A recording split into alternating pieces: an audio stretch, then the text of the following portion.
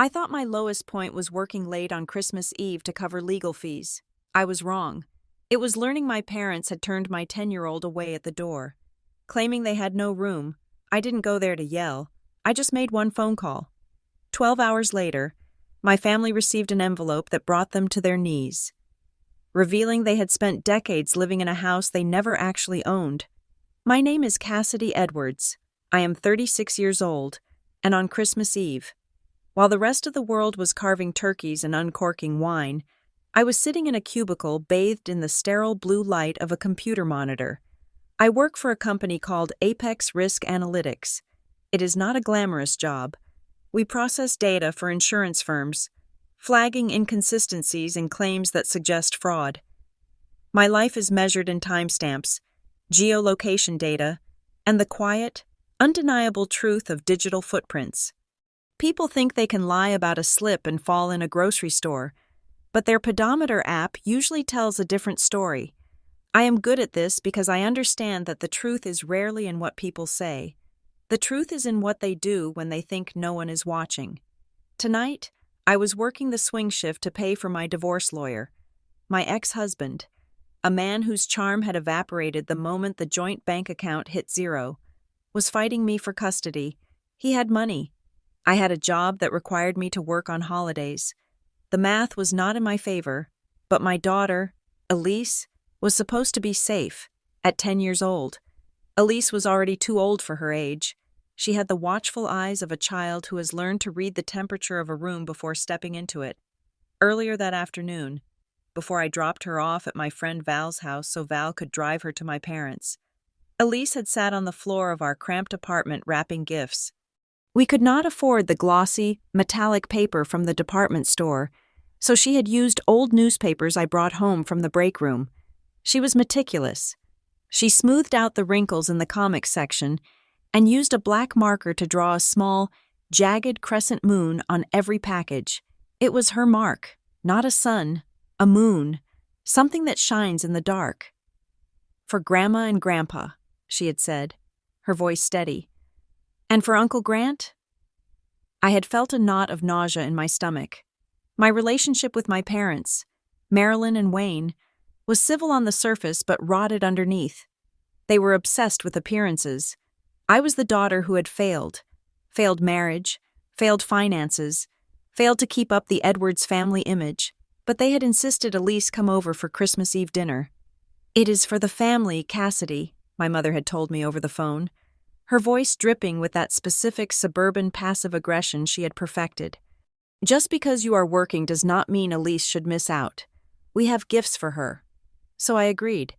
I packed Elise a bag, I put her in her red coat, and I handed her an old smartphone with a cracked screen. It had no data plan, just enough prepaid minutes for an emergency call. "Only if you need me," I told her. "I know, Mom," she said. She didn't hug me. She just adjusted her backpack, holding the newspaper-wrapped gifts like they were precious artifacts. Now, it was 6:40 in the evening. The office was nearly empty, save for the hum of the servers and the janitor buffering the hallway floors. My screen was filled with spreadsheets of medical billing codes. My phone buzzed against the laminate desk. It was not a ring. It was a single. Short vibration indicating a voicemail. I frowned. I had not heard it ring. I checked the screen. One missed call from Elise. My heart did not race. That is not how panic works for me anymore.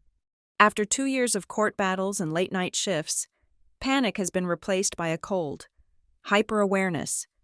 I tapped the notification and held the phone to my ear. "Mom," Elise's voice came through. She was not crying. That was the first thing I noticed. Her voice was flat, devoid of the childish tremble I expected from a 10-year-old on Christmas. "I am okay, but I am coming home. Val is coming to get me." Click. The message was 11 seconds long. I did not scream. I did not throw my headset. I sat perfectly still. My training kicked in. In my line of work, emotion is a liability.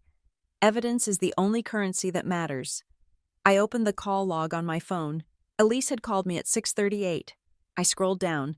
There was another outgoing call from her phone logs, which were synced to my family account. At 6:35, She had called my parents' landline. The call duration was 0 seconds. They had not picked up. I closed my eyes for a second, visualizing the timeline. Elise had been dropped off. She had walked to the door. Something had happened. She had called them, perhaps from the porch, and then she had called me. I texted Val immediately. "Do you have her?" The response came back in 30 seconds. "I have her. She's in the back seat. She is just staring out the window. Cass. She says she doesn't want to talk about it yet. Is she hurt?" I typed. "Physically?" "No, but she is holding those newspaper gifts so tight her knuckles are white." I let out a breath I did not know I was holding. She was safe, physically safe, but the investigator in me was already piecing together the shadow of the event. My parents lived in a large, colonial-style house in a neighborhood where people hired professionals to hang their Christmas lights. It was a house with a wide porch and a heavy oak door. If Elise was there, and then suddenly she was not, and she was calling me to say she was coming home, only one thing could have happened. They had not let her in. I replayed the voicemail. "I am okay, but I am coming home." She did not say. "Grandma sent me home." She did not say. "They were mean." She just stated the fact of her departure. It was the resignation that chilled me. A 10-year-old should not sound so accepting of rejection. She sounded like she had expected it, like she had walked up those steps bracing for the blow. I looked at the spreadsheet on my screen. The numbers blurred. "No," I whispered to the empty room. I minimized the insurance claim window. I clicked on the desktop background and created a new folder. I named it Proof. I started with the call logs. I took a screenshot of the missed call from Elise. I took a screenshot of the 0-second call to my parents' house. I saved the voicemail file, backing it up to the cloud and my hard drive. Then I went to my text messages. I scrolled back to the conversation with my mother from 2 days ago. "Make sure she is here by 6:30 sharp." Marilyn had texted, "We are eating early. We have a full house. Full house." I screenshot that text and dragged it into the folder. My hands were steady, but there was a cold fire spreading in my chest. This was not a misunderstanding. You do not miss a 10-year-old standing on your porch with gifts wrapped in newspaper unless you choose not to see her. You do not fail to answer the phone when you are expecting a guest unless you are ignoring the call. My daughter had stood in the cold, clutching her little crescent moon packages, and she had been turned away. Why? I thought about the house, that sprawling, beautiful house that my mother treated like a museum, the house where I had grown up walking on eggshells, afraid to disturb the placement of the throw pillows. I needed more than just call logs. I needed to understand the mechanics of the rejection, but for now, I had the timeline, I had the silence, and I had the absolute certainty that the Edwards family had just made a fatal tactical error. They thought they were dealing with Cassidy the disappointment, the broke single mom who would cry and beg for an apology. They forgot who I was. They forgot that I spent 40 hours a week hunting down liars who thought they were smarter than the paper trail they left behind. I picked up my phone again. I needed to make one more call, not to my mother, not to my spineless father. Calling them would give them the satisfaction of hearing my anger. It would let them paint me as the hysterical daughter, the unstable woman who ruins Christmas. I would not give them that. I opened my contacts list and scrolled past Mom and Dad. I scrolled past my brother, Grant. I stopped at a name that was rarely spoken in our family circles. A name that commanded respect, fear, and a strange sort of reverence. She lived in an assisted living facility 3 towns over, but her mind was sharper than a diamond cutter. She was the matriarch in title, but she had been pushed to the margins by my mother's aggressive social climbing. My thumb hovered over the name, Great-Grandma Dottie. I pressed call. The week before Christmas did not feel like a holiday. It felt like a slow suffocation. We were living in a 2-bedroom apartment in Cedar Creek, a town 40 minutes away from where I grew up. It was not the sort of place you put on a postcard. The complex was beige, the carpet was thin, and the radiator clanked every time the temperature dropped below 30 degrees. But it was ours. I had fought tooth and nail to secure this lease. Presenting pay stubs and character references, just to prove I could provide a roof for my daughter. Everything in my life right now was about proof. My custody hearing was scheduled for January 15th. My ex-husband, a man who had not remembered Elise's birthday for 3 years running, suddenly decided he wanted 50% custody. He had a new house. He had a new engaged. He had the optics of stability. I had a night shift job and a family that treated support like a transaction. My mother, Marilyn, called me on Tuesday while I was ironing my work shirts. "Are you ready for the mediation?" she asked. She did not ask how I was. She did not ask if Elise was excited for Santa. "I am as ready as I can be," I said, pressing the steam button hard. "Well, just remember, Cassidy," her voice was light, airy, the voice she used when she was drinking white wine and judging the neighbors. "The court looks at your support system. They want to see a stable extended family. It would be a shame if any tension between us made you look isolated." The threat was subtle, wrapped in concern, but it hit its mark. She was reminding me that her testimony, her approval, was the currency I needed to keep my daughter. "I know, Mom," I said. "That is why Elise is coming for dinner on Christmas Eve." "Good," she said. "We want everything to look perfect. The Millers are coming over for a drink before dinner, and you know how they talk. The Millers, the neighbors, the audience." I hung up and looked at Elise. She was sitting on the floor of the living room, surrounded by the gifts she had wrapped. She was humming to herself, a soft, tuneful sound that broke my heart. She had a black marker in her hand and was writing names on the newsprint. She wrote Grandma in big looping letters. She wrote Grandpa with a little star over the I. Then she picked up a smaller box. "This one is for Uncle Grant," she said, looking up at me. "Do you think he will like the keychain I made?" My brother, Grant, the golden boy, the one who had crashed 2 cars in high school and had them replaced within a week. The one who was currently renovating his kitchen with a loan from the family fund that somehow never had enough money when I needed help with legal fees. "He will love it, baby." I lied. Grant and his wife, Paige, would be there on Christmas Eve. Paige was the kind of woman who knew exactly which fork to use and exactly which compliments to pay my father to keep the peace. She had mastered the art of being an Edwards. She agreed with Wayne's politics and complimented Marilyn's cooking, and in exchange, they treated her like the daughter they actually wanted. I watched Elise write Aunt Paige on another package. She was trying so hard. She thought that if she just wrapped the gifts tight enough, if she smiled bright enough, she could buy her way into the inner circle. I wanted to tell her to stop. I wanted to tell her that love shouldn't be a performance, but I couldn't. Not when I needed them to vouch for me in court. I remembered the last family gathering, back in July. It was a barbecue for my father's birthday. Elise had spent 3 days drawing a portrait of him. When she tried to give it to him, Wayne was in the middle of a story about his golf game. "Not now, kiddo," he had said, waving a hand without looking at her. "The adults are talking." Elise had stood there, the drawing trembling in her hand, before Paige gently guided her away. "Why don't you go sit at the little table over there?" Paige had said. The little table. It was a card table set up in the corner of the patio, away from the shade of the umbrella. Elise sat there alone for 2 hours while the rest of us sat at the main table, laughing and passing platters of grilled corn. When I tried to move my chair over to her, Marilyn had stopped me. "Let her be, Cassidy," she had whispered. "She needs to learn independence. Besides, we are discussing Grant's promotion." Grant's promotion, Grant's new car, Grant's life. Elise was just background noise, static. But there was one person who never treated Elise like static. Great-Grandma Dottie. Dorothea Caldwell was 92 years old. She lived in a facility now because her hips were bad, but her eyes were like lasers.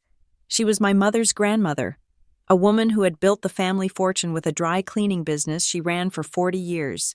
She didn't come to the house often anymore because, as she put it, she was allergic to bullshit.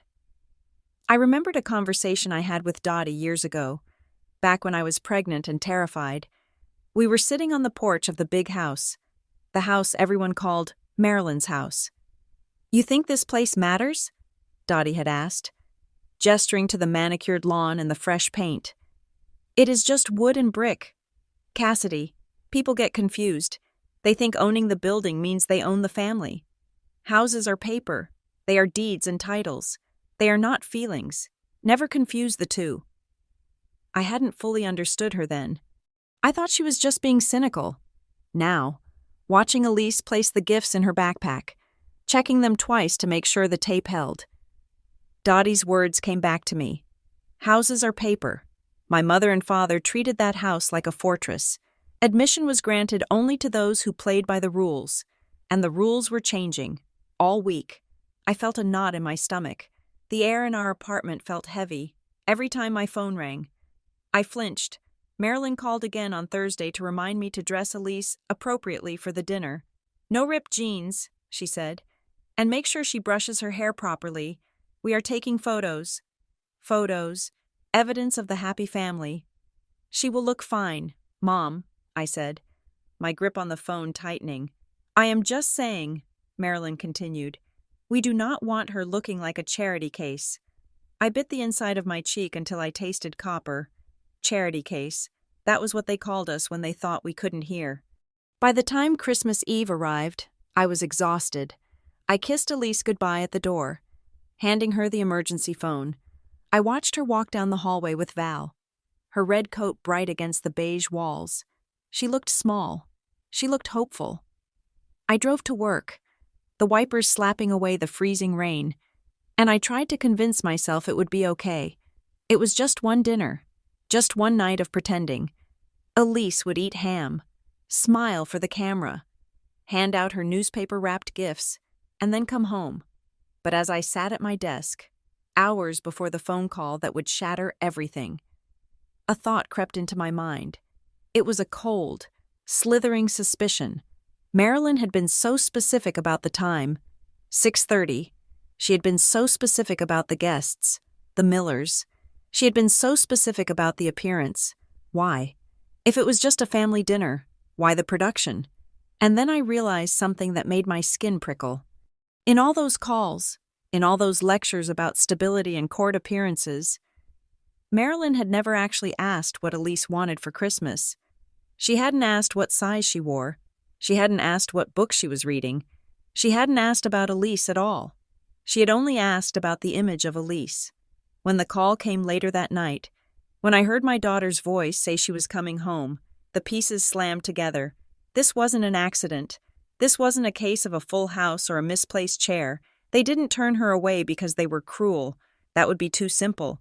They turned her away because they had a use for that space. And my daughter simply did not pay the rent. I looked at the contact name on my screen, Great-Grandma Dottie, and I knew. The war had started years ago. I just hadn't realized I was on the battlefield until they fired the first shot at my child. Houses are paper, Dottie had said. Well, it was time to see whose name was actually on the paper. I did not need a police report to reconstruct the crime scene. I had something better.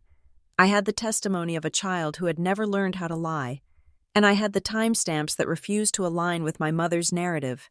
I sat there in the office, the hum of the servers acting as white noise, and I began to piece together the 20 minutes that had altered the trajectory of my family's history. I treated it like a claim file. I stripped away the emotion, or I tried to, and looked only at the sequence of events. Source 1 was Val. My friend had sent me a photo taken from her dashboard camera when she pulled up to the curb. It was grainy, illuminated only by the streetlights and the festive glow of the neighborhood. But the timestamp read 6:52 in the evening. In the frame, Elise was standing near the large oak tree at the end of my parents' driveway. She was not crying. She was standing with the posture of a little soldier who had been dismissed from duty. Source 2 was the call log. Elise had called the house at 6:35. That meant she had arrived, walked up the long, paved driveway, and stood on the porch for exactly 3 minutes before anyone acknowledged her presence. Source 3 was Elise herself. We had not spoken in detail yet, but I knew my daughter. I knew how she observed the world, and later, when I would ask her to walk me through it, the details would come out with the precision of a court transcript. Here is what happened on the porch. Elise walked up the steps. She could hear them inside. The house was not silent. There was the clinking of glass, the low murmur of jazz music that my father liked to play during holidays, and the distinct, high-pitched laugh of Mrs. Miller. It was the sound of a party in full swing. It was the sound of warmth. Elise adjusted the heavy bag of newspaper-wrapped gifts on her shoulder. She smoothed her hair, just like I had told her to. She reached out and pressed the doorbell. She waited. The laughter did not stop. But the footsteps approached. The door did not swing wide open.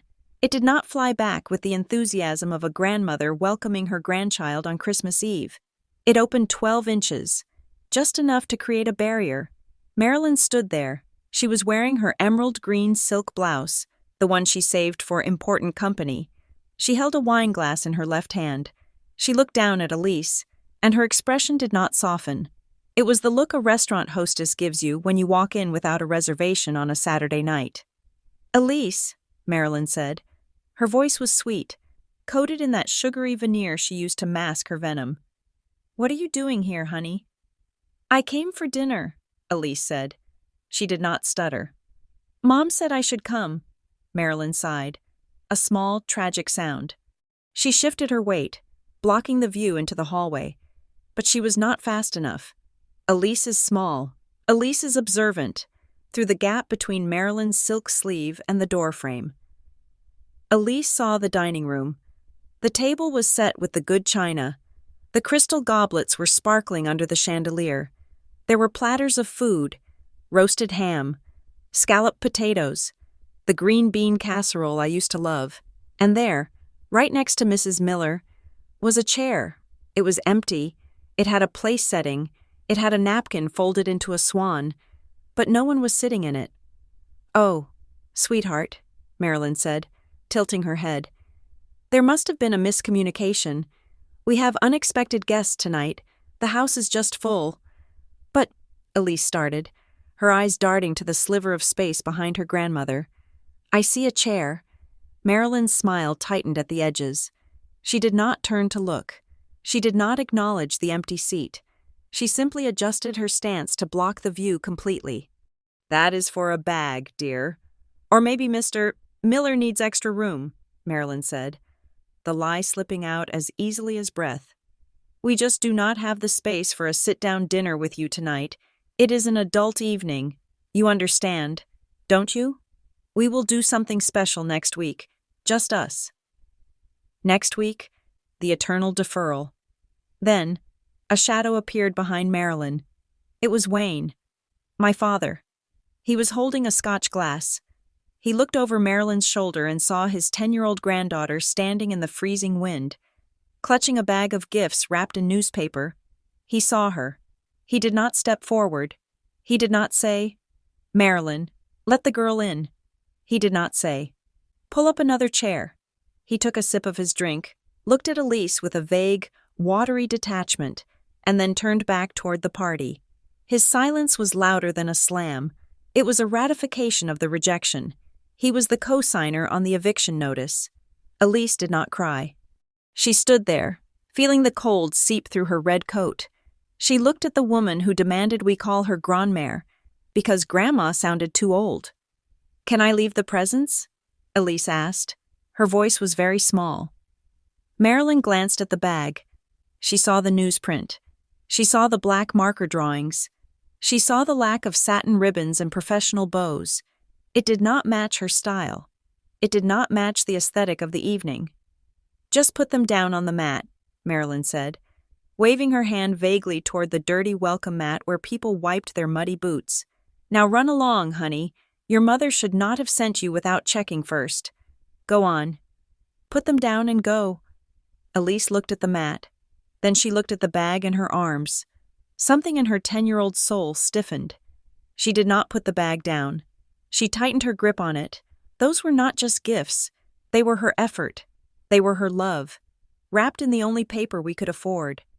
And she would not leave them on a doormat to be stepped over by the Millers on their way out. "Okay," Elise said. She turned around. The door clicked shut behind her. The sound of the lock turning was sharp and final. Elise walked down the steps. She did not run. She walked past the windows where the warm, yellow light spilled out onto the snow. She walked to the end of the driveway. She tried to call me. I was answering a query about a fraudulent neck injury claim in Ohio. I did not pick up, so she called Val. "Auntie Val?" Elise had said. "I am done." Val, bless her sharp instincts, had not asked questions. She had heard the hollow tone in Elise's voice. "Stay where you are," Val had said. "Go to the corner under the streetlight. Do not move until you see my car. I am 5 minutes away." Elise had obeyed. She stood under the streetlight, hugging the bag of rejected gifts, until Val's Honda pulled up. Back in my office, I replayed the voicemail Elise had left me one more time. "I am okay, but I'm coming home." I listened to the silence between the words. I realized what was missing. She never said, "I left Grandma's." She never said, "They sent me away." She phrased it as her own movement. "I am coming home." It was the language of a victim who is trying to protect the perpetrator. She was scared to say the words out loud because saying them made it real. Saying "Grandma locked me out" makes the world a terrifying, unanchored place. I opened the folder on my laptop named Proof. I created a new text document. I typed the date, and then I typed a single header: the empty chair. I stared at the cursor blinking on the screen. If there was an empty chair, then the excuse of no room was a lie. And if it was a lie, then the rejection was not about logistics. It was about something else. No room implies a lack of capacity, but that chair proved capacity existed. So, why was my daughter standing on the curb? Why was her presence a liability to their evening? I closed my eyes and pictured the scene again. The Millers, the good china, the wine, and my parents, desperate to project the image of a perfect, wealthy, unburdened retirement. A granddaughter in a coat from a thrift store, holding gifts wrapped in newspaper, did not fit the tableau. She was a disruption to the set design. They had not just closed the door on a child, they had closed the door on a problem they didn't want to explain to their rich friends. But as I saved the document, a darker thought occurred to me, a thought that made the hair on my arms stand up. What if the chair wasn't empty by accident? What if that chair was waiting for someone else? Someone who wasn't family, but someone who mattered more than family. I looked at the timestamps again. I looked at the photo of Elise under the streetlight, and I realized that I wasn't just dealing with bad parents. I was dealing with a business transaction, and my daughter had just been denied entry because she didn't have a ticket. The house at 412 Oakwood Drive was not just a structure. In our family mythology, it was the sun around which all our planets orbited. It was a sprawling white Victorian with black shutters and a wraparound porch that my mother, Marilyn, kept swept clean of every single stray leaf, to the neighbors, to the church group, and even to us growing up. It was Marilyn's house. She wore the property like a heavy piece of jewelry, something that signaled status and stability. But memory is a funny thing. When you strip away the childhood awe, you start to see the cracks in the foundation. I sat in my cubicle, staring at the folder labeled Proof. And my mind drifted back to the history of that house. Everyone assumed it belonged to my parents. Why wouldn't they? They lived there. They painted the walls. They hosted the parties. But in my line of work, assumptions are dangerous. In the insurance world, possession is not 9/10 of the law. The name on the deed is the only thing that matters. And the name on that deed was not Marilyn Edwards. It was Dorothea Caldwell. Great-Grandma Dottie had bought that house in 1962. She was a woman who didn't believe in mortgages if she could avoid them. She had paid for it with money she made running a commercial laundry service. Back when women were supposed to be seen and not heard, she was the opposite of my mother. Dottie didn't care if the neighbors saw her in her gardening trousers. She didn't care if the silver was polished. She cared about the truth. Growing up, I watched my mother treat the house like a stage set. She was the director, and the rest of us were just props. I remember a Thanksgiving dinner when I was 14. My cousin, a shy boy with braces, had accidentally knocked over a glass of water. It was a minor accident, the kind that happens in any normal home. But Marilyn didn't just wipe it up. She stopped the entire dinner. She made a show of sighing, of getting the special towels, of moving him to a different chair at the corner of the table, where he would have more room. It was a public shaming disguised as hospitality. She controlled the seating charts like a general. If you were in her good graces, you sat to her right. If you were on probation, you sat at the far end near the drafty window. And my father? Wayne was the ultimate pacifist. For years, I thought he was just a gentle soul who wanted peace. "Let your mother decide," he would say, retreating behind his newspaper or his Scotch glass. "You know how she gets." I used to think that was kindness. Tonight, with the image of my daughter standing alone on their porch burned into my retinas, I realized it wasn't kindness, it was cowardice. It was a strategic abdication of responsibility. By letting Marilyn be the villain, he got to enjoy the clean house and the quiet dinners without ever having to dirty his hands with the cruelty required to maintain them. He was the silent partner in her emotional monopoly. Then there was Grant. My brother was 2 years older than me and 10 times more dependent. When Grant needed a new transmission for his car in 2008, the money appeared. When Grant wanted to flip a house but didn't have the capital for renovations, the family fund opened up. It was never discussed openly. It was always a quiet check slid across the counter, accompanied by a whispered, "Don't tell your sister. She wouldn't understand." I was the one who didn't understand. I was the one they called difficult. I moved out at 18. I worked 2 jobs to put myself through college. I didn't ask for a dime, not because I didn't need it, but because I saw the strings attached to every dollar Grant took. The money bought their silence. It bought their compliance, because I refused to be bought. I was labeled arrogant. "Cassidy thinks she is too good for our help," Marilyn would tell the aunts at Easter. It wasn't that I was too good. It was that I knew the cost was too high. But there was always a wild card in the deck. Dottie, even though she moved to the assisted living facility 5 years ago, her presence still lingered in the woodwork. I remembered moments from my childhood when the power dynamic would shift instantly. One Christmas, Marilyn was berating my father for buying the wrong size tree. She was shouting, her face red, until Dottie walked into the room. Dottie didn't shout. She just tapped her cane on the floorboards. One sharp rap. "Marilyn," Dottie had said, "do not raise your voice in my house." My house. Marilyn had frozen. The color drained from her face. She shrank back, instantly apologetic, instantly small. It was the only time I ever saw my mother afraid. She knew that her entire kingdom was built on borrowed land. She was a tenant playing at being a queen. That memory triggered something in my brain now. I thought about the filing cabinet in my father's study. It was a heavy gray metal thing that looked out of place among the mahogany furniture.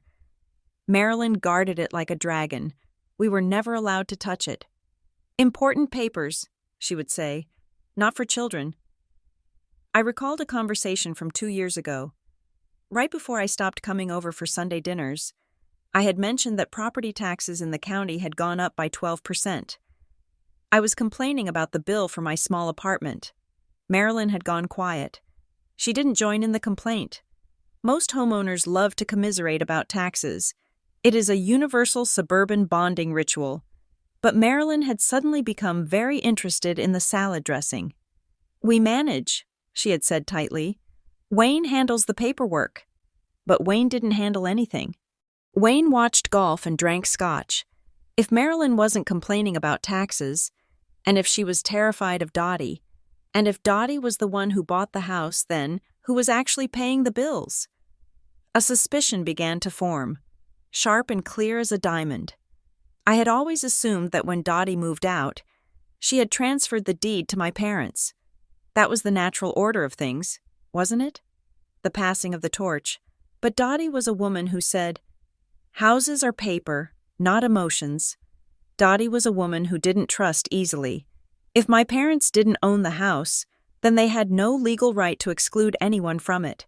Specifically, they had no right to ban the great-granddaughter of the actual owner, and if they were using the house for something else, something that required an empty chair and a full house excuse. They were likely doing it without the landlord's permission. I looked at the clock. It was nearly midnight. My shift was technically over, but I wasn't going anywhere. I wasn't going to drive to my parents' house and scream on the lawn. I wasn't going to throw a rock through their window. That is what the old Cassidy would have done. The emotional Cassidy. The Cassidy they could dismiss as unstable. I was going to do what I did best. I was going to follow the paper trail. I opened a new tab on my browser. I didn't search for family therapy or how to deal with toxic parents. I navigated to the county clerk's public records database. My family thought they could hurt me with silence. They thought they could hurt Elise with a closed door. But they had forgotten one crucial detail. They were living in a glass house, and they had just handed a stone to the one person who knew exactly where the structural weak points were. I wasn't going to cry. I was going to audit them. I did not search for property deeds or tax liens. Not yet. My instincts as a fraud investigator told me to look for the motive before I looked for the method. In my world, when people hide assets or manipulate situations, it is usually for one of two reasons: love or money, and I knew for a fact that my parents were not motivated by an excess of love. I opened a new browser window and typed in the address of a popular short-term rental platform. Let us call it a Hearthop. It is the place where people list their spare bedrooms, their guest houses, and sometimes their entire lives for $150 a night. I typed in the zip code for my parents' neighborhood. I adjusted the filters. Entire home, private room, superhost. The map populated with little pins. Most were standard suburban offerings, a basement apartment near the highway, a converted garage, but there was one pin right in the center of Oakwood Drive. My stomach turned over. I clicked on it. The listing title read, "The Victorian Holiday Experience, Historic Charm and Warmth." I stopped breathing for a moment. The cover photo was not just similar to my parents' house. It was my parents' house. It was a high-resolution, wide-angle shot of the front porch, taken at dusk with the golden porch lights glowing against the white columns, the same columns Elise had walked between just hours ago. I clicked through the gallery. Image 2. The grand staircase. I knew every creak on those steps. Image 3. The formal dining room. The table was set with the good china, the same china I had envisioned Elise sitting in front of. Image 4. The guest suite. I stared at the screen. The guest suite was my old bedroom. They had painted over the lavender walls I had grown up with. It was now a neutral, offensive beige. The twin bed was gone, replaced by a queen-sized bed with a plush white duvet and decorative pillows that looked like they had never been touched. On the end of the bed, folded with military precision, was a quilt. I leaned closer to the screen, zooming in until the pixels began to blur. It was a patchwork quilt, hand-stitched in a star pattern, blue and yellow. It was Dottie's quilt. Great-Grandma Dottie had made that quilt in 1975. She had spent 100 hours on it. She kept it in a cedar chest at her facility because she was afraid the nursing staff would spill bleach on it. She had told me once, "I am saving this for Elise when she gets married." My mother had stolen it. She had taken it from the cedar chest, probably under the guise of safekeeping, and she was using it as a prop to sell a cozy experience to strangers on the internet. I looked at the host profile, hosted by M. Edwards. The profile picture was not a face. It was a picture of the garden. But the join date was 3 years ago. 3 years. I scrolled down to the reviews. There were 42 of them. Marilyn and Wayne were the perfect hosts, wrote a user named Sarah from Chicago. They made us feel like family. The hot cocoa on arrival was such a lovely touch. We booked the suite for a romantic getaway, wrote Dave from New York. The house is stunning. We were invited to join them for a drink in the living room. True Southern hospitality. Christmas Eve at the Edwards home was magical, wrote a user named Jessica from last year. They really go all out. We felt like we were in a movie. I felt like I was going to be sick. They were selling the family experience. They were selling the warmth, the cocoa, the inclusion, the magical Christmas. They were monetizing the very thing they refused to give their own daughter and granddaughter. I checked the calendar for this month. December 24th, booked. December 25th, booked. The pieces of the puzzle slammed into place with the force of a physical blow. Unexpected guests, Marilyn had told Elise. The house is full. She wasn't talking about friends. She wasn't talking about family dropping by. She was talking about customers. The empty chair Elise saw wasn't empty. It was paid for. And then I understood the cruelty of the rejection. It wasn't just that they didn't want Elise there. It was that Elise was a liability, a 10-year-old girl in a thrift store coat, holding newspaper-wrapped gifts, did not fit the Victorian holiday experience. She was an interruption to the narrative. She broke the immersion for the paying guests who wanted to believe they were staying with a wealthy, charming couple, not a couple with a difficult daughter and a charity case grandchild. My daughter wasn't turned away because of a lack of space. She was turned away because she was bad for the brand. My hands were shaking, but I forced them to work. I opened the snipping tool on my computer. I screenshotted the listing. I screenshotted the host profile. I screenshotted the calendar showing the booking for tonight. I screenshotted the photo of Dottie's quilt on the bed. I screenshotted the reviews praising the hot cocoa and hospitality. I dragged every single file into the folder named Proof. Then, I opened a new tab and went to Facebook. Marilyn's profile was public. Of course it was. She lived for the likes. There was a post from 2 hours ago. It was a photo of the dining room table. The lighting was perfect. The candles were lit. Seated at the table were the Millers, who I now realized might just be neighbors they invited over to flesh out the party atmosphere for the guests. And a couple I did not recognize. A man and a woman, well-dressed, looking delighted. The caption read, "So blessed to share our home this Christmas Eve with wonderful new friends. The house is full of love and laughter. Merry Christmas from the Edwards family. Full of love, full of laughter." And completely void of the only child who actually carried the Edwards bloodline. There was no mention of Elise. No missing our granddaughter. No wish family could be here. We had been erased because we didn't fit the marketing strategy. I looked at the photo of the strangers sitting at the table where I used to do my homework. They were eating the ham my mother had cooked. They were drinking from the crystal glasses my father polished. They were renting my childhood, and my parents were the slumlords of our memories. I saved the Facebook post. I had enough. I had the motive, profit. I had the method, the rental platform. I had the timing, the booking. And I had the weapon, the deception. But I needed the nuclear option. I picked up my phone. It was past midnight now. I knew Dottie would be asleep. But I also knew that Dottie slept with her phone on her nightstand because she was terrified of missing a call about the lottery numbers. I dialed her number. She answered on the 4th ring. Her voice was raspy, heavy with sleep. "Cassidy? Is everything all right? Is it Elise?"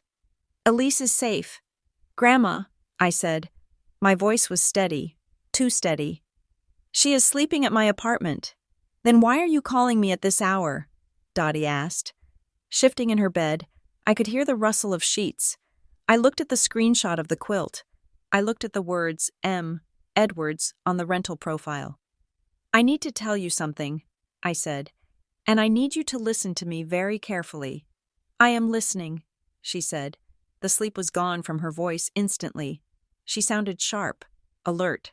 "I found out why Mom and Dad turned Elise away tonight," I said. "Go on," Dottie said. "They are running a business." "Grandma," I said. "They are renting out the house on Hearthop. They have been doing it for 3 years. They call it the Victorian Holiday Experience." Silence on the other end of the line. Total, absolute silence.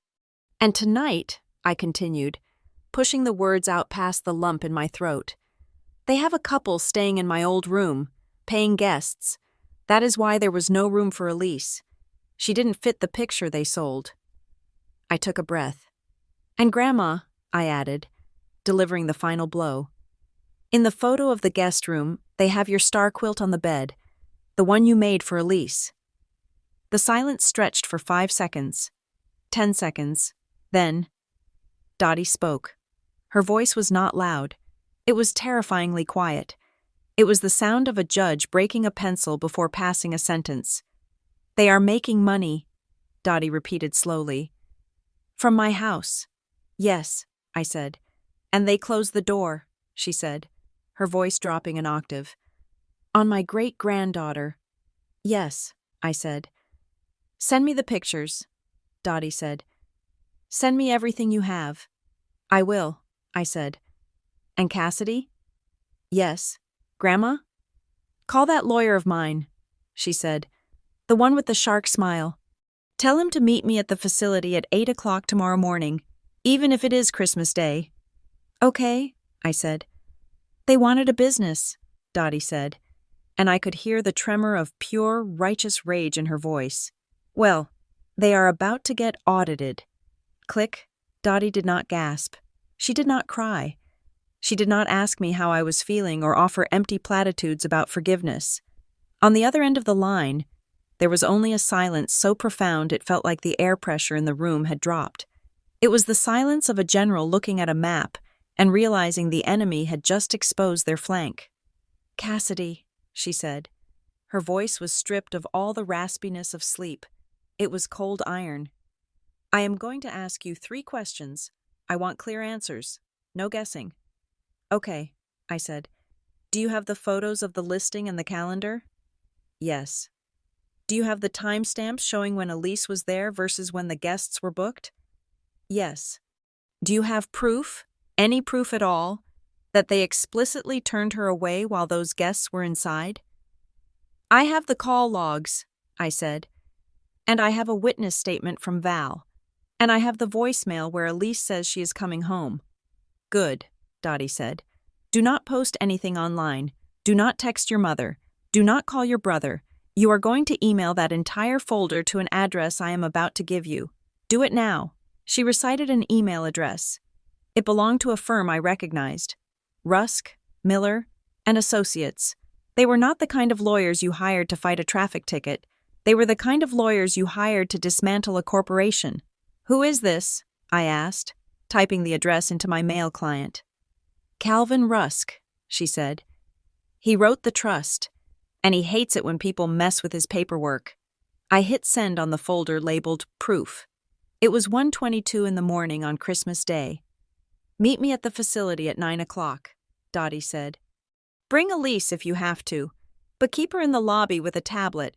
I need you in the room." The line went dead. I did not sleep. I watched the sun come up over the frost-covered parking lot of my apartment complex. Elise was still asleep, clutching a stuffed bear, oblivious to the fact that her great-grandmother was currently assembling a firing squad. When I arrived at the assisted living facility at 8:55, the lobby was quiet. A plastic Christmas tree blinked sadly in the corner, but inside Dottie's private room, the atmosphere was electric. Dottie was sitting in her wheelchair by the window, dressed not in a robe, but in a structured blazer over her blouse.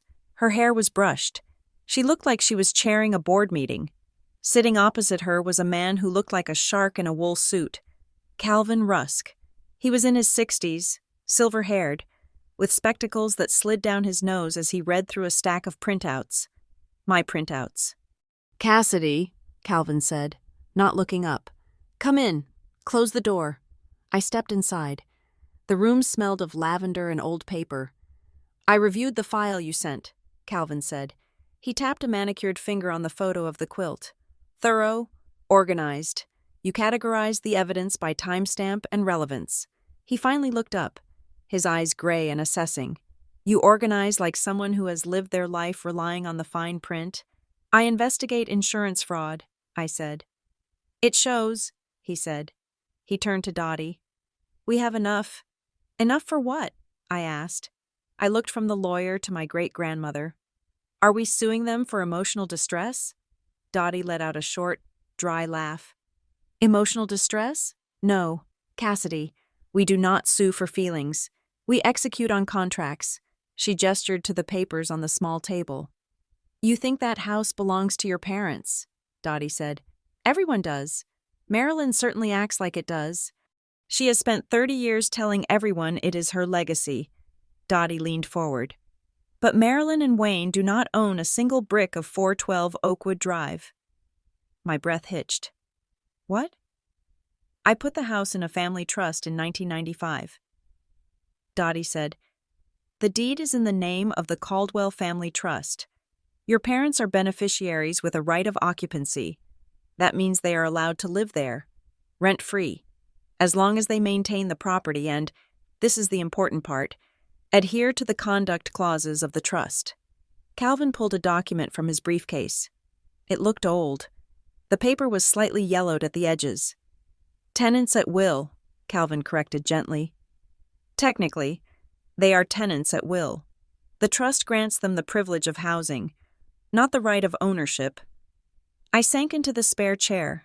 My parents, who had lorded their home over me for decades, who had used it as a weapon to enforce compliance, were essentially guests. And, Calvin continued, flipping to a page marked with a red sticky note, there is a specific clause regarding commercial use, Article 4, Section C, he read aloud. His voice was a monotone drone, but the words were explosive. The property is to be used solely as a primary residence for the direct descendants of Dorothea Caldwell. No portion of the property shall be used for commercial enterprise, subletting, or short-term rental for profit without the express written consent of the trustee. They are running a hotel, I whispered. Illegal hotel, Calvin said. Uninsured, unauthorized, and the revenue is going into their personal accounts, not the trust. But that is not the worst part, Dottie said. Her voice dropped. Read the amendment. Calvin, the one I added in 2010. The year Marilyn told me I couldn't bring my friend seeking shelter to dinner because it wasn't a good time. Calvin flipped the page. If the tenants at will utilize the property for profit while simultaneously excluding any direct lineal descendant from the premises due to said commercial activity, the right of occupancy shall be immediately revoked. I stared at Dottie. She had weaponized her generosity. She had foreseen this. Maybe not exactly this, but she knew Marilyn's heart. She knew there would come a day when Marilyn would choose money or image over family. And Dottie had planted a landmine 15 years ago, waiting for her to step on it. They chose the renters over a lease, Dottie said. They made the house a business, and in a business, you can be fired. Calvin placed 2 documents on the table. Document A, he said, is a cease and desist order regarding the Hearthop listing. It demands an immediate accounting of all revenue generated over the last 3 years. Document B, he continued, placing a heavier stack of papers down, is a notice to quit. It informs them that their right of occupancy is under review for violation of the trust terms and initiates the eviction protocol. Eviction? I said. The word felt heavy in my mouth. They turned my great-granddaughter away on Christmas Eve, Dottie said. They made her stand in the cold because they were selling her seat to a stranger. I am not evicting them. Cassidy, I am simply correcting a clerical error. I thought they were family. Turns out, they are just bad tenants. There was a knock at the door. A woman in a notary uniform stepped in, followed by 2 nurses. Witnesses, Calvin explained to me. Marilyn's first defense will be that Dottie is senile, that she doesn't know what she is doing. We are notarizing these signatures with medical staff present to attest to Dottie's capacity. We are making this bulletproof. I watched as Dottie signed the papers. Her hand did not shake. She signed her name with a flourish. Dorothea Caldwell. The notary stamped it. The nurses signed as witnesses. It is done, Calvin said, sliding the papers into his briefcase. I will have a process server deliver these within the hour. It is a holiday, but for double the rate, you can get anything delivered. Wait, I said. What about the guests? The ones sleeping in my room? Dottie looked out the window at the gray winter sky. They can stay, she said. It is not their fault, but the money they paid? That belongs to the trust now, and Marilyn. She paused. Marilyn is about to receive an email notification from Hearthop. Calvin has already contacted their legal department with the deed. The listing will be suspended for fraud before they even finish their Christmas breakfast. I thought about my mother. She was probably waking up right now, making coffee for her paying guests, playing the role of the benevolent hostess. She had no idea that the ground beneath her feet had turned to liquid. "Don't call her," Dottie commanded again. "Let the paper do the talking." I nodded. I felt a strange sensation in my chest. It wasn't joy, it was relief. It was the feeling of watching a bully finally pick a fight with someone their own size. "Go home, Cassidy," Dottie said, turning her wheelchair away from the window. "Go home and make hot chocolate for your daughter. Real hot chocolate. Not that powdered stuff Marilyn serves." I stood up. "Thank you. Grandma, don't thank me," she said sharp. "Just make sure Elise knows she has a seat at my table. Always." I walked out of the facility and into the cold morning air. My phone buzzed in my pocket. It wasn't a text. It was an email notification from the rental platform. I had set up an alert on the listing. Listing suspended. This property is no longer available. It had begun. The fallout from Dottie's legal strike did not look like a nuclear explosion. It looked like a notification on my phone screen. I expected my mother to call me screaming. I expected her to drive to my apartment and pound on the door. But Marilyn Edwards did not do direct confrontation. She did not fight in the trenches where she could get her hands dirty. She fought in the court of public opinion, where she could control the lighting and the narrative. By noon on Christmas Day, the silence from my parents was broken not by an apology to the 10-year-old girl they had left in the cold, but by a Facebook status update. It popped up on my feed while I was making pancakes for Elise. "Heartbroken today." Marilyn wrote, "It is a tragedy when the elderly are confused and manipulated by those who should care for them. Praying for peace in our family and for eyes to be open to the truth." Family First Elder. Abuse awareness. I stared at the screen. The audacity was breathtaking. She was spinning Dottie's lucid legal eviction notice as elder abuse. She was painting herself as the victim of a senile grandmother and a vindictive granddaughter. The comments started rolling in immediately. "Oh no, Marilyn, what happened?" asked a neighbor. "Sending prayers," wrote a cousin from Ohio. I did not reply. I did not type out the truth about the rental listing or the empty chair. I simply took a screenshot. I captured the timestamps. I captured the comments. I dragged them into the folder named Proof. Then came the texts from the Flying Monkeys. My brother, Grant, was the first to break the direct silence. He did not ask why his niece had been turned away. He did not ask about the illegal hotel operation. He went straight for the jugular, Cassidy. His text read at 12:15 in the afternoon. "Mom is a wreck. You need to call off Dottie's lawyer. Do you have any idea how this looks? You are in the middle of a custody battle. If you drag the family through a legal mess, your ex's lawyer is going to paint you as unstable and vindictive. You are shooting yourself in the foot. Fix this before you lose Elise." I read the text twice. It was a masterclass in manipulation. He was using my deepest fear, losing my daughter, to protect his inheritance. He knew I was terrified of the court system. He knew I was barely scraping by. He thought that threatening my custody case would make me fold. I didn't answer. I screenshotted the text. 20 minutes later, my father, Wayne, sent his contribution. It was short. It was the most he had written to me in months. "You have gone too far." That was it. No, "I am sorry." No, "Is Elise okay?" Just a condemnation of my reaction. To them. The crime was not locking a child out in the snow. The crime was filing the paperwork that proved they did it. I put the phone down and looked at Elise. She was sitting on the floor, playing with the new art set I had bought her. She looked happy. She looked lighter than she had in weeks. She didn't know that her grandmother was currently accusing me of manipulating a 90-year-old woman. She just knew she was safe. I was about to turn off my phone completely when an email notification pinged on my laptop. It was from Paige, my sister-in-law. The subject line was, "FWD, Strategy."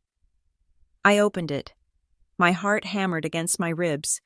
It was an email chain between Paige, Grant, and Marilyn, but Paige had evidently hit reply all instead of forwarding it to just her husband. Or perhaps she had typed my email by mistake because it started with the same letter as the intended recipient. The body of the email was short, but it illuminated the entire battlefield. "Don't worry about the lawyer letter." Paige wrote, "It is a bluff. Cassidy is terrified of court. She doesn't have the money for a prolonged fight, and she knows if she looks aggressive, her ex will use it. She will back down by tomorrow. She always does when we pressure her. Just keep the narrative focused on Dottie being confused." I sat back in my chair, the air leaving my lungs. She always does. It wasn't just an observation. It was a strategy. The no-room incident on the porch wasn't an accident. It wasn't just greed. It was a stress test. They had been pushing me, inch by inch, seeing how much I would take. They assumed that because I was poor, because I was divorced, because I was tired, I would just swallow the indignity and beg for scraps. They thought the fear of losing Elise would make me compliant. They were wrong. The fear of losing Elise was exactly why I was never going to back down again. I forwarded the email to Calvin Rusk. 2 hours later, Dottie's lawyer fired the first warning shot across their bow. It wasn't a text. It was a formal letter sent via email to my brother, my parents, and their family attorney. Calvin copied me on it, to the Edwards family. The letter began, "We are in possession of written correspondence suggesting a coordinated effort to defame my client, Dorothea Caldwell, and her proxy, Cassidy Edwards. Be advised that any attempt to leverage the rightful enforcement of the trust terms as evidence of instability in Miss Edwards' separate custody proceedings will be met with a defamation suit. Furthermore, we have evidence of your intent to paint Ms. Caldwell as mentally incompetent despite medical certification to the contrary. Proceed at your own peril." It was a shield. For the first time in my life, I had a shield. The silence that followed that email was heavy. They realized I wasn't fighting alone anymore. I had brought a tank to a knife fight. At 4 o'clock, Marilyn changed tactics. The aggression vanished, replaced by a sickeningly sweet attempt at triangulation. She didn't call me. She called Elise's emergency phone. I had forgotten to turn it off. It buzzed on the kitchen counter. I saw the caller ID. Gronmare. I picked it up. "Hello?" I said. "Oh," Marilyn said, her voice dripping with disappointed honey. "I wanted to speak to Elise." "She is busy," I said. "I just want to wish her a Merry Christmas," Marilyn said. "I have her presents here, the ones we didn't get to give her yesterday. Why don't you drop her off for an hour? Just her. We can have some hot cocoa. Just the girls. I want to explain to her that this is all just a big grown-up misunderstanding." The rage that flared in my chest was white-hot. She wanted to isolate the victim. She wanted to get Elise alone so she could rewrite history. She wanted to tell a 10-year-old that her mother was crazy, that Grandma was sorry, and that the door was never really closed. She wanted to buy her silence with a toy and a cup of cocoa. "No," I said. "Excuse me?" Marilyn sounded shocked. "She is my granddaughter." "You lost that title when you left her on the porch to prioritize a paying customer," I said. My voice was steady, calm, and terrifyingly clear. "You will not speak to her. You will not see her. You will not explain anything to her. If you have anything to say, you can say it to Calvin Rusk." "You are keeping her from me," Marilyn cried, the mask slipping. "This is alienation. I will tell the court you are alienating her." "Tell them," I said. "Tell them exactly why I'm keeping her away. Tell them about the empty chair. Tell them about the rental listing. Tell them about the trust violation. I will be happy to provide the exhibits." I hung up. I turned the phone off and put it in the drawer. I looked at the proof folder on my laptop. It was full of screenshots, timestamps, and emails. But it was more than just evidence for a lawsuit. It was a map of my family's pathology. For years, I thought they were just strict. I thought they were just particular. But looking at Paige's email, she always backs down, I realized the truth. This wasn't about a house. It wasn't about money. It was about power. They needed to define Elise not as a member of the family, but as a subordinate. An object that could be shelved when convenient and retrieved when they needed a prop for a photo, and they needed to define me as the failure who would always come crawling back. I walked over to Elise and sat down on the floor next to her. She looked up and smiled. "Who was on the phone?" she asked. "Just a wrong number. Baby," I said. "Do you want to color with me?" she asked, holding out a blue crayon. "I would love to," I said. I took the crayon. I was not going to let them define us anymore. I had the truth. I had the lawyer. And for the first time, I realized that the instability they threatened me with wasn't in my home. It was in theirs. And I was about to pull the rug out from under it. The countermove, when it finally arrived, was loud, messy, and expensive.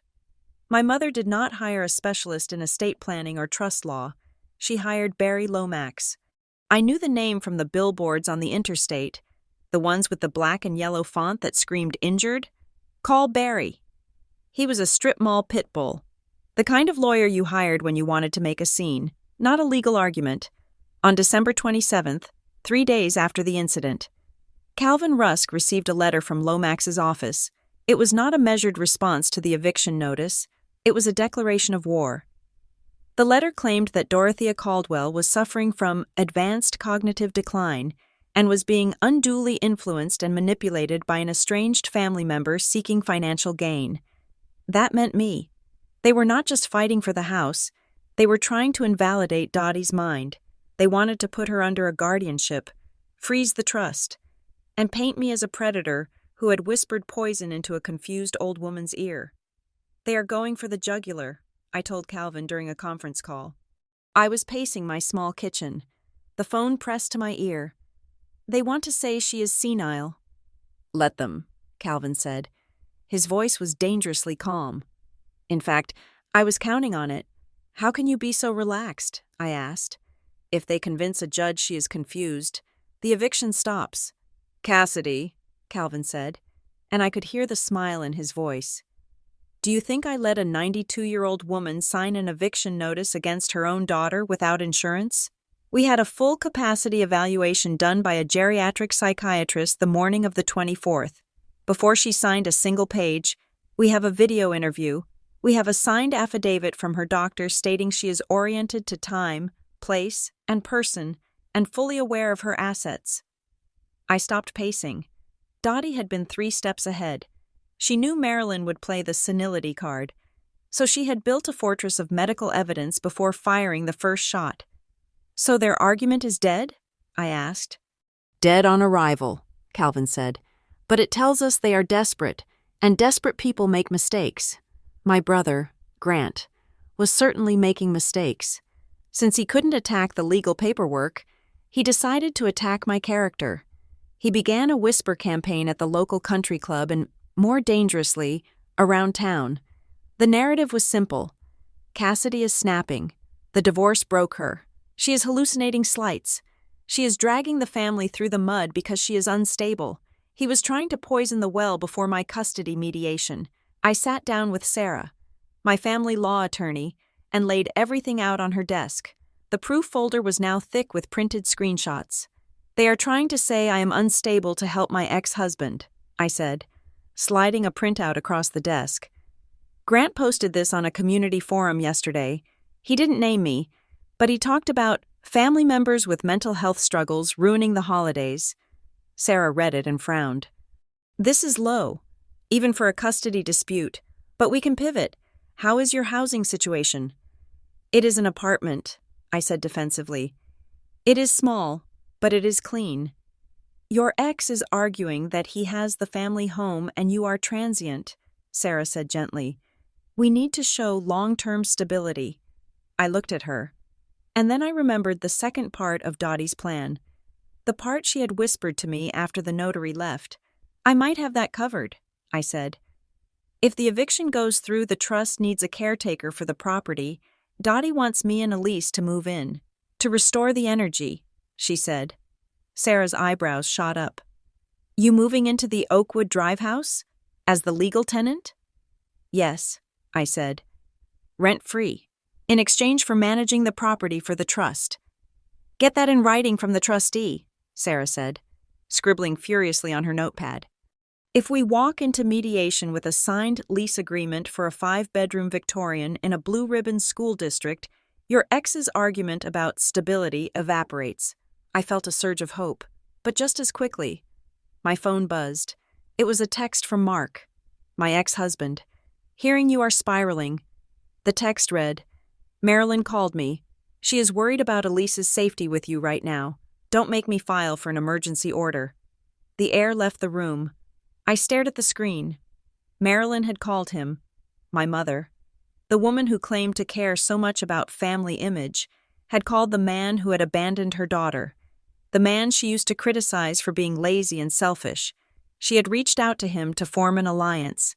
She was willing to let Mark take Elise, knowing he barely knew her shoe size, just to punish me for standing up to her.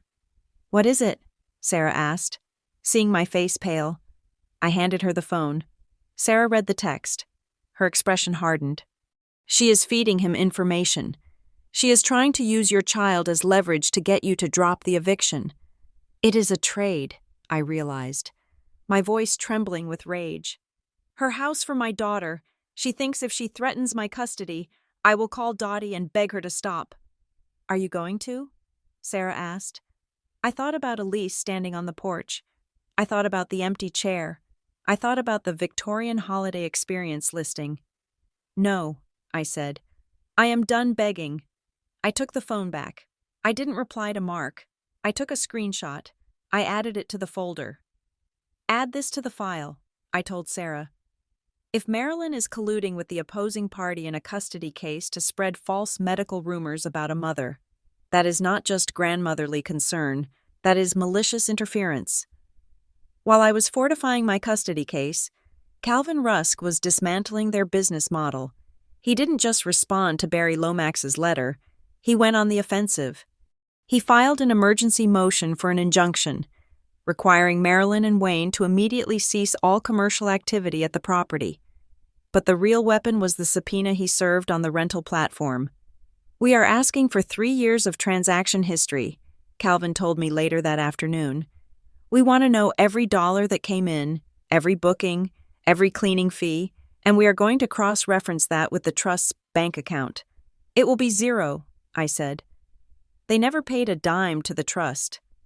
Exactly, Calvin said, which means it is not just a breach of contract, it is theft, and since they use the internet to facilitate it well. Let us just say the IRS might be interested in whether they declared that income. The walls were closing in on them, but they still had one card to play, the innocent mistake defense. They were telling anyone who would listen that they didn't know Elise was there that night, that it was a misunderstanding, that if they had known, they would have opened the door. Then, at 4:30 in the afternoon, my phone rang. It was a local number I didn't recognize. Hello? I answered, wary. Is this Cassidy? An elderly voice asked. It sounded fragile, like dried leaves. Yes, this is she. This is Martha Gable, the voice said. I live at 414 Oakwood, next door to your parents. Mrs. Gable? I remembered her. She used to give me butterscotch candies when I was a kid. Mrs. Gable, I said, softening. How are you? I am upset. Cassidy, she said. I have been hearing things. People saying you are making up stories about Christmas Eve. I gripped the phone tighter. It is complicated, Mrs. Gable. It is not complicated, she said sharply. I saw her. I froze. You saw who? I saw your little girl, Mrs. Gable said. I was sitting in my front bay window waiting for my son to pick me up. I saw the car drop her off. I saw her walk up the path. I saw that red coat. Did you see her leave? I asked, my heart hammering. I saw her stand there, Mrs. Gable said. She stood there for a long time. Honey, after the door closed, she just stood on the mat looking at the wood. I thought about opening my window and calling out to her, but I didn't want to intrude. I thought maybe she was just waiting for them to open it again. She paused, and I heard a sniffle on the other end. I have regretted it for 3 days. Mrs. Gable whispered, I should have gone out there. A child shouldn't look that lonely on Christmas. Mrs. Gable, I said, my voice thick with emotion, would you be willing to say that to a lawyer? I will say it to anyone who asks, she said. I know what I saw, and I know your parents were home. I could see the party lights. I thanked her and hung up. I called Calvin immediately. We have an eyewitness, I said. A neighbor. She saw Elise standing there after the door closed. She disputes the misunderstanding theory. Elise wasn't turned away quickly. She was left there. Get her statement, Calvin said. We have the hearing date set. When? January 2nd, Calvin said. We are going before a judge to confirm the eviction and the injunction. Marilyn and Wayne have to appear. I looked at the calendar. 5 days. Marilyn and Grant were still posting on Facebook, still working the phones, still banking on the idea that their reputation in the community would shield them from consequences. They thought that because they were the Edwards family, because they hosted the parties and donated to the bake sales, the rules didn't apply to them. They thought the town would protect them. But Mrs. Gable's call proved something else. The town was watching, and not everyone liked what they saw. My parents were preparing for a popularity contest. We were preparing for a trial. And as I looked at the stack of evidence, the medical records, the financial subpoenas, the witness list, I realized that for the first time in my life, I wasn't the daughter begging for a seat at the table.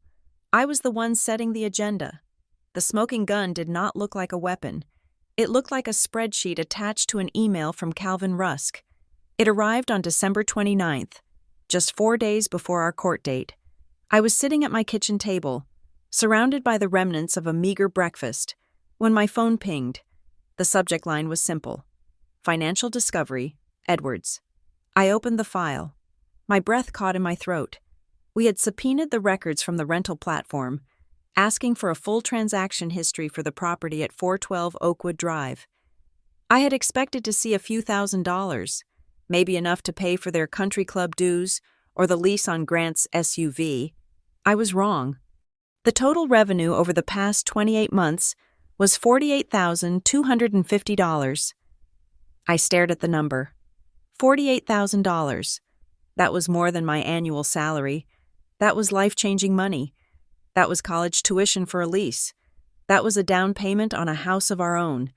And every single cent of it had been transferred via direct deposit to a checking account ending in 4492. I knew that account number. It was Marilyn's personal account, the one she used to buy her designer handbags and her weekly spa treatments.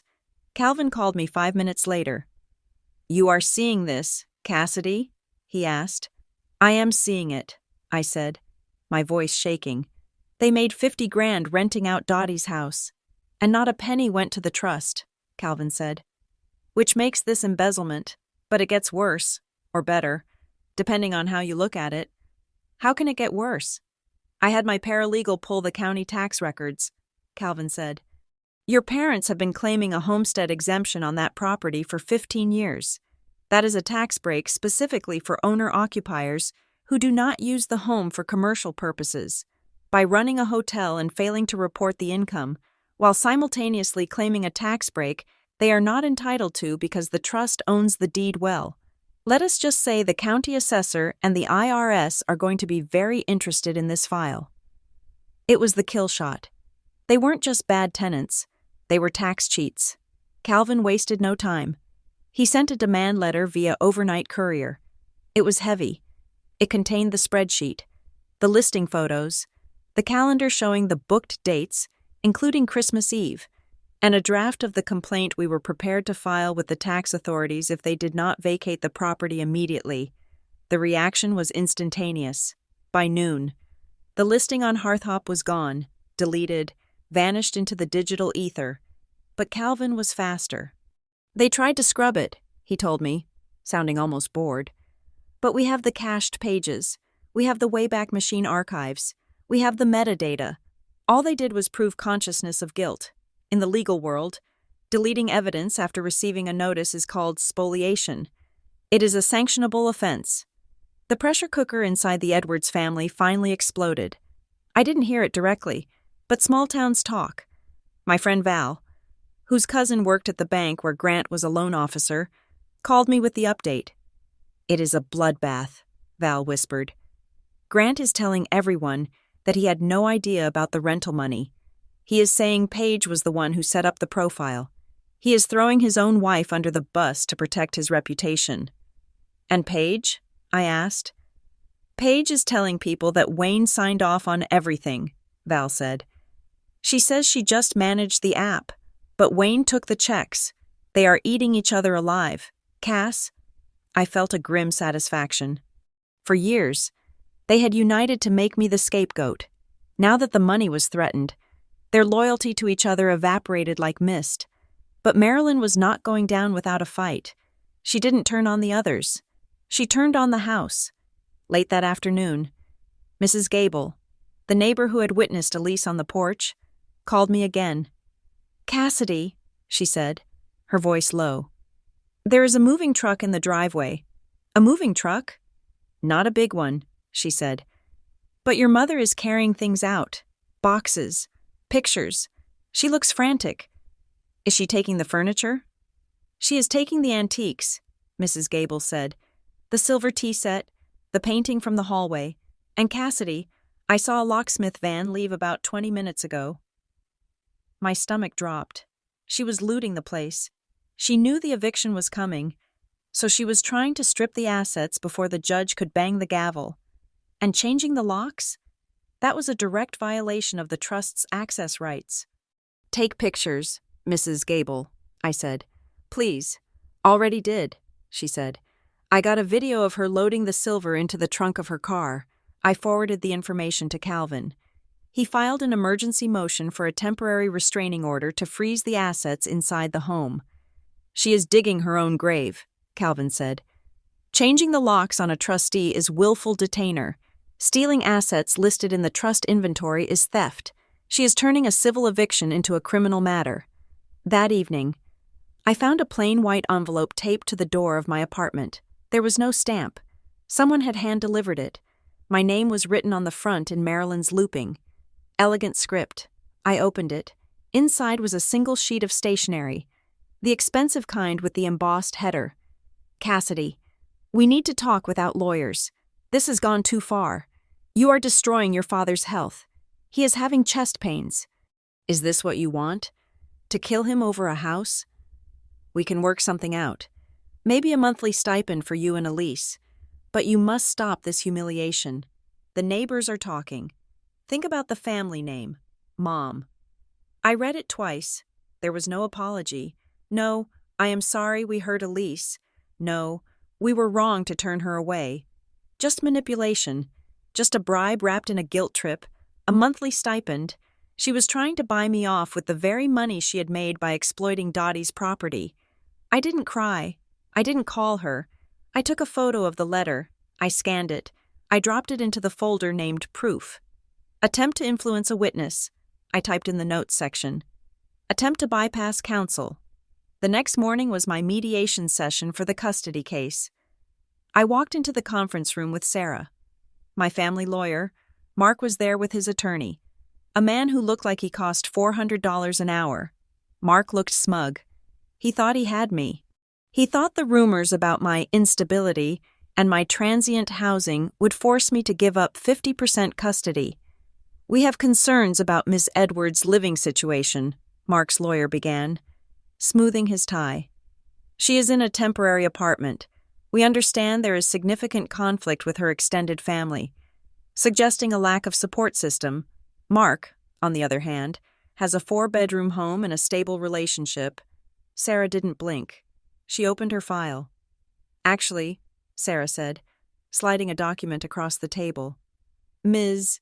Edwards' housing situation is about to be very permanent." Mark's lawyer looked at the paper. "This is a caretaker agreement," Sarah explained. "Pending a court order on January 2nd, Cassidy Edwards will be the resident manager of the Caldwell estate at 412 Oakwood Drive, a 5-bedroom Victorian, rent-free, guaranteed by the trust." Mark's jaw dropped. He knew that house. He knew what it was worth. Furthermore, Sarah continued, sliding a second document across, the screenshot of Marilyn's text to Mark. We have evidence that your client has been colluding with Marilyn Edwards to manufacture claims of instability against Cassidy. We also have proof that Marilyn Edwards is currently the subject of an eviction proceeding for fraud. If you want to rely on her testimony to prove Cassidy is unfit, we will be happy to depose her about her own stability regarding the $48,000 of misappropriated funds. Mark looked at his lawyer. His lawyer looked at the screenshot, then at Mark. You didn't tell me she was being evicted for fraud, the lawyer whispered to Mark. I didn't know, Mark stammered. We are done here, Mark's lawyer said, closing his folder. We are not getting dragged into a fraud investigation.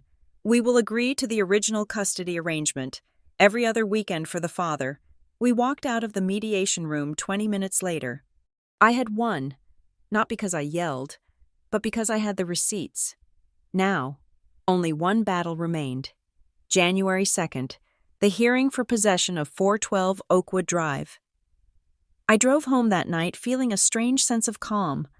The wind was howling outside, stripping the last dead leaves from the trees. But inside my car, it was quiet. I thought about Elise. I thought about the way she had stood on that porch, holding her newspaper-wrapped gifts. I thought about the empty chair.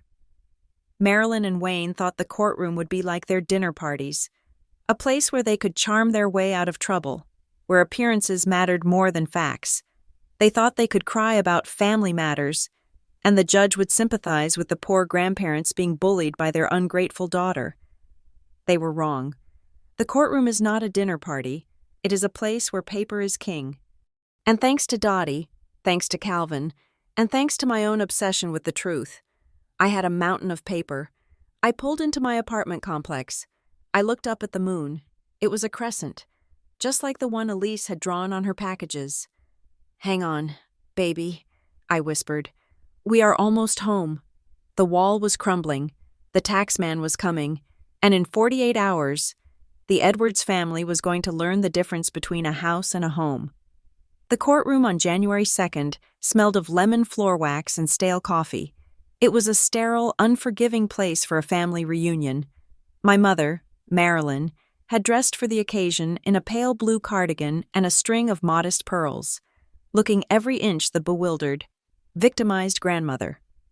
She sat next to her billboard lawyer, Barry Lomax, dabbing at dry eyes with a tissue. When the judge asked for her statement, Marilyn stood up. Her voice trembled with a practiced fragility. Your Honor, she said, clasping her hands, this is a private family matter. We simply had a miscommunication on a holiday. My daughter is going through a difficult divorce, and she is lashing out. We just need time to heal privately, without the courts involved. It was a good performance. If I did not know about the bank account ending in 4492, I might have believed her. But Judge Reynolds was not looking at Marilyn. He was looking at the stack of documents Calvin Rusk had placed on the bench. Calvin stood up. He did not use adjectives. He did not use emotion. He used the one thing my mother could not cry her way out of: the trust. Your Honor, Calvin said, his voice filling the room. The defense argues this is a family dispute. The plaintiff argues this is a breach of contract and fiduciary duty. The deed to the property is held by the Caldwell Family Trust. The defendants are tenants at will. The terms of their occupancy explicitly forbid commercial use. Calvin picked up the spreadsheet. Over the last 28 months, Calvin continued, the defendants have generated $48,250 in revenue by operating an unauthorized short-term rental business on the premises. They did this while claiming a homestead tax exemption they were not entitled to. He paused, letting the number hang in the air. Furthermore, Calvin said, on the night of December 24th, they utilized the property for this commercial enterprise to the exclusion of the grantor's direct great-grandchild, Elise Edwards. They turned a beneficiary away to service a paying customer. Marilyn's lawyer tried to object, claiming hearsay, but Calvin was ready. We have a statement from the grantor herself, Calvin said. Dorothea Caldwell is unable to travel today, but she has provided a sworn video deposition. The bailiff dimmed the lights. A screen descended, and there was Dottie. She was sitting in her wheelchair, wearing her best blazer, looking straight into the camera lens. "I bought that house in 1962, Dottie's voice rang out, sharp and clear. "I put it in a trust to ensure my family always had a roof over their heads. I gave Marilyn and Wayne the right to live there so they could be caretakers of that legacy. I gave them a home to cheater the family, not a storefront to sell my great-granddaughter's seat to a stranger." The video cut to black. The silence in the courtroom was absolute. Marilyn had stopped dabbing her eyes. She was staring at the blank screen, pale as a sheet. Then came Mrs. Gable. My neighbor walked to the stand with the help of a cane. She took the oath. She did not look at my parents. "What did you see on Christmas Eve?" Calvin asked. "I saw the little girl," Mrs. Gable said softly. "Elise. She was wearing a red coat. She had a bag of gifts. She went to the door. She was there for maybe 2 minutes. Then the door closed." "Did she leave immediately?" Calvin asked. "No," Mrs. Gable said. "She stood there. She stood on the mat for a long time. She looked like she was waiting for them to change their minds. It was freezing out, but she just stood there holding her bag until a car came to get her. It was a simple testimony. It wasn't dramatic, but it painted a picture of cruelty that no legal argument could justify.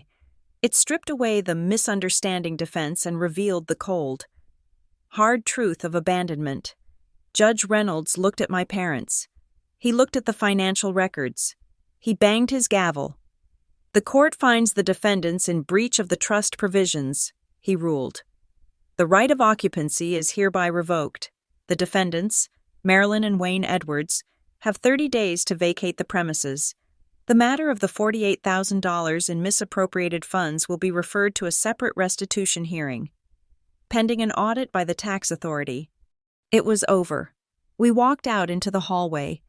The air felt lighter, as if the gravity in the building had shifted. Marilyn was waiting for me by the water fountain. She wasn't crying anymore. Her face was twisted in a mask of pure venom. "I hope you are happy," she hissed, stepping into my path. "You humiliated us. You destroyed your father's reputation. And for what? A house? You are selfish. Cassidy. You always have been." I stopped. I looked at the woman who had raised me, the woman who had turned my daughter away to protect her 5-star rating. "Connie needed a grandmother," I said. "You needed an audience." I didn't wait for her response. I walked past her. Grant was standing near the exit. He looked panicked. The family fund was gone, and he knew it. He reached out to grab my arm. "Cass, wait," he pleaded. "Don't push this to the restitution hearing. Mom and Dad will be bankrupt. We can work this out. We are family." I looked at his hand on my sleeve. I gently removed it. "Talk to my lawyer," I said. "I communicate through my representative now." I walked out the double doors to where Calvin was waiting. He held out a thick cream-colored envelope. It was sealed with red wax. "Dottie wanted you to have this," Calvin said. "She wrote it 5 years ago. The day she moved into the facility, she told me to give it to you only if this day ever came." My hands trembled as I broke the seal. Inside was a single sheet of paper, written in Dottie's shaky but determined handwriting. It was addressed to Elise. "My dearest Elise, if you are reading this, it means the people who were supposed to protect you have failed. It means you have felt the sting of a closed door. But I need you to know something. A door is just wood and hinges. It does not decide your value. It only decides who is lucky enough to have you inside. If they close the door, build your own house, and make the table bigger. Love, Great-Grandma Dottie." I wiped a tear from my cheek. 2 days later, on a crisp January morning, I pulled my car into the driveway of 412 Oakwood Drive. The moving truck was gone. My parents were gone. The house stood silent and white against the winter sky. Elise unbuckled her seatbelt. She looked up at the house, hesitant. "Is it okay?" she asked. "It is more than okay," I said. "It is ours." We walked up the steps, the same steps she had walked down alone on Christmas Eve. We stood on the mat, but this time, I didn't ring the doorbell. I reached into my pocket and pulled out a key, a real key. I unlocked the door and pushed it open. The house was empty. My mother had taken the furniture, the curtains, even the light bulbs, but the air was fresh. It didn't smell like stagnation and judgment anymore. It smelled like possibility. Elise walked into the dining room. It was bare, just a large empty space with hardwood floors. She put her backpack down. She pulled out a large piece of construction paper and a box of markers. She sat in the middle of the floor and began to draw. I watched her. She was drawing a table, a huge table, and around it, she drew chairs, dozens of them. She wrote names on every single one. Mom, Great-Grandma Dottie, Auntie Val, Mrs., Gable. She even drew a chair for the mailman. She looked up at me, her eyes shining. "Look, Mom," she said.